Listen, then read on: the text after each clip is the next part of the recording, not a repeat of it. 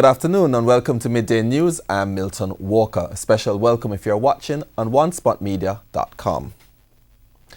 The leadership of the National Solid Waste Management Authority has been kept on their toes for the past few weeks as they've been battling fires at the island's disposal sites. The latest fire began on Monday evening at the Church Corner dump in Morant Bay, St.Thomas. TVJ News has since learned that the fire has been extinguished, but TVJ's Shamela Pullen was there earlier and filed this report. We're at the Church Corner disposal site in Morant Bay, St.Thomas. We understand that the fire here started minutes after 3 this morning. Several units came to try and put out the blaze. National Water Commission trucks were coming in, making their trips from early this morning. They're still at the site trying to put out the blaze. There's a lot of smoke right now, and residents are very concerned about their health. The benefit of the little kids, the elderly, and the asthmatic people, sinus, and them something. So when you get a fire, your accident and emergency area is just under significant pressure at Princess Market. So you have that. But the households are also significantly impacted because of the asthmatics, as I said before. And with that, some can fit into the public sector, some have to go to see private doctors. Although firefighters are at the site trying to put out the blaze, the residents say chances are this will happen again soon, later on in the night. But we will bring you more in tonight's newscast, Primetime News at 7. For now, I'm Shamela Pullen for TVJ News. Shamela, thank you. The National Solid Waste Management Authority, the NSWMA, has reported that the fire at the Riverton City dump has been extinguished. But concerns are again being raised about the location of dumps and the frequent fires there. The issue was discussed during TVJ's Smile Jamaica program this morning. The National Solid Waste Management Authority, the NSWMA, says the island's solid waste disposal sites are too open to the public and to secure them have proven to be challenging. A fire was set at the Riverton dump in St. Andrew on Sunday. There was a major fire at the retirement disposal site in St. James in early July, a fire at the Haddon dump in Monique St. Anne recently, and now a fire at the Church Corner dump in Morant Bay, St. Thomas. All these dump fires are caused by arson, according to the Executive Director of the National Solid Waste Management Authority, Audley Gordon. But what is the NSWMA doing to secure the dumps? We have these huge parcels of land. In the case of Riverton, you're talking about 40 how much acres of land.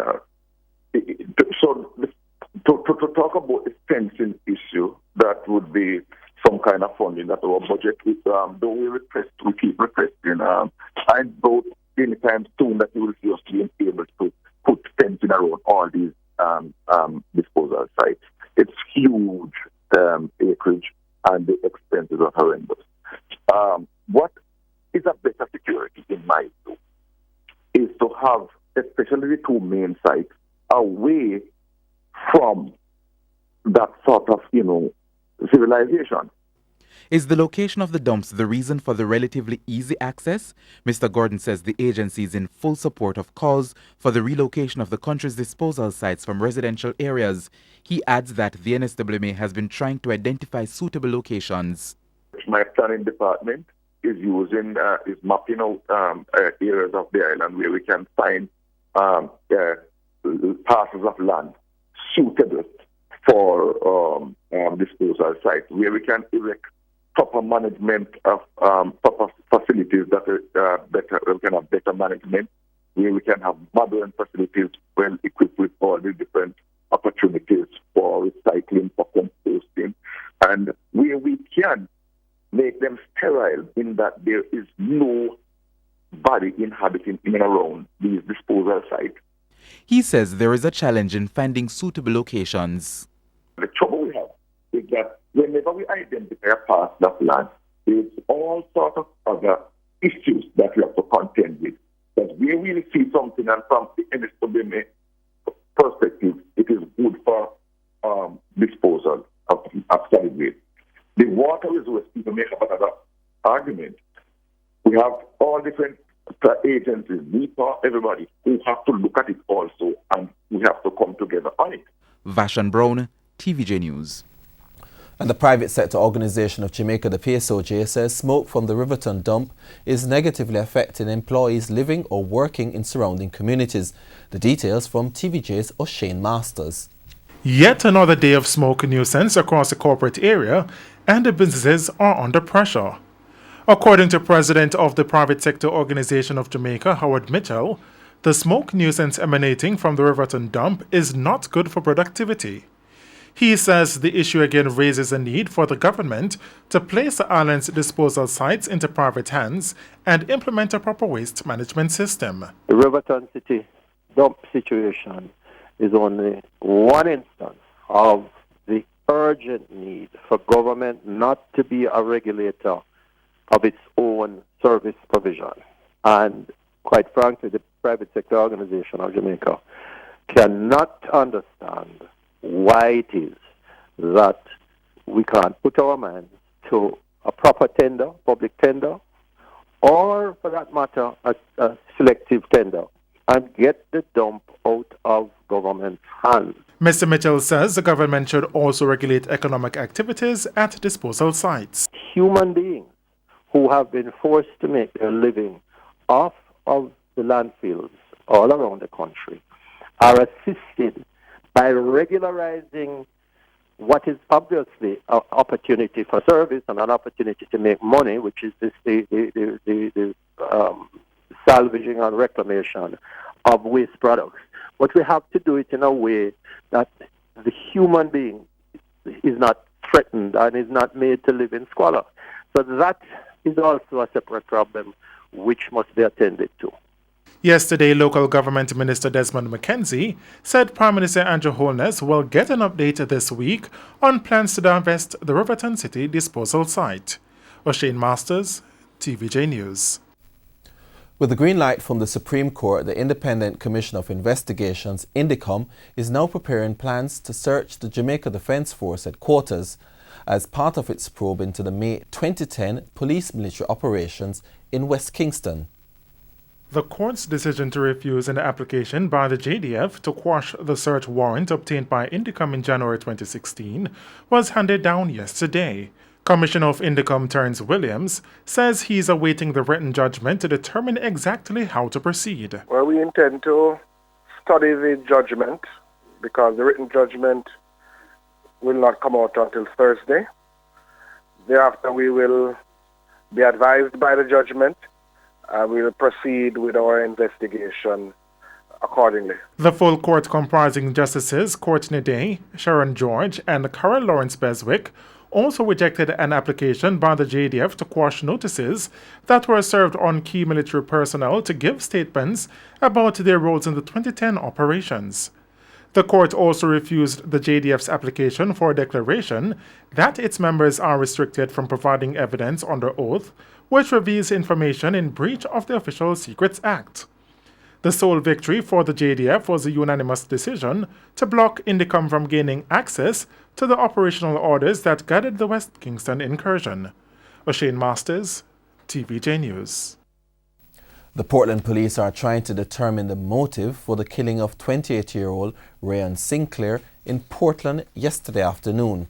Residents of Manchonil in East Portland say they heard gunshots around 5 o'clock. When I'm in the yard, I hear about 5 gunshots. So I jump on my bicycle and I ride come out and I see a lot of men back at the bus and look up the road. So at the same time I stop and I look too. Everybody hide and I look. And we hear man a ball out. I say, come help me, and some man run go up there, And same time I take time ride go up there and I ride go up there. A police come in a car and I see one Rasta man lie down on the ground. The police hold him down with his foot. Search him pocket and take out a magazine with some shot. And his phone start ring and the police take out his phone. And I realize I wanted the gunman. So after a while I take him away and carry him to the station. One of the gunmen was taken into custody while the other escaped in nearby bushes. A man who reportedly disarmed the gunman was shot in the head. He was taken to hospital where he is in a stable condition. The leader of the opposition, Dr. Peter Phillips is saying corruption is rife in the Jamaica Labour Party. They promise good governance, and all we have got is corruption and scandal after scandal after scandal. Scarcely 6 months after they come to office, they had the 600 million bushing scandal. The contractor general said it was a corruption enabling mechanism and that ministers were involved. The Prime Minister did nothing. Not even mention the ministers named. One of those ministers named was Minister Wheatley. After that, we have the FLA scandal where gun license was being given out to people who shouldn't get it, by people, to people who were suspects or known criminals. Despite expectation that a wage deal would be signed this month, public sector nurses are now close to reaching a settlement with the government. The Nurses Association of Jamaica is reporting that an issue critical to the conclusion of an agreement is close to being ironed out. President of the association, Carmen Johnson, says behind the scenes talks are taking place.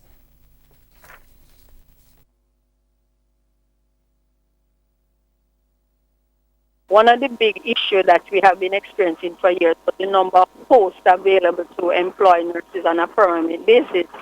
And we are at a point where we seemingly be able to get the post numbers that we need after the ministry have sorted out their issue in getting those agreements to appoint the nurses who need to be appointed. And so we should be having nurses who are on a temporary basis or give a 1-year contract or 6-month contract in the short run.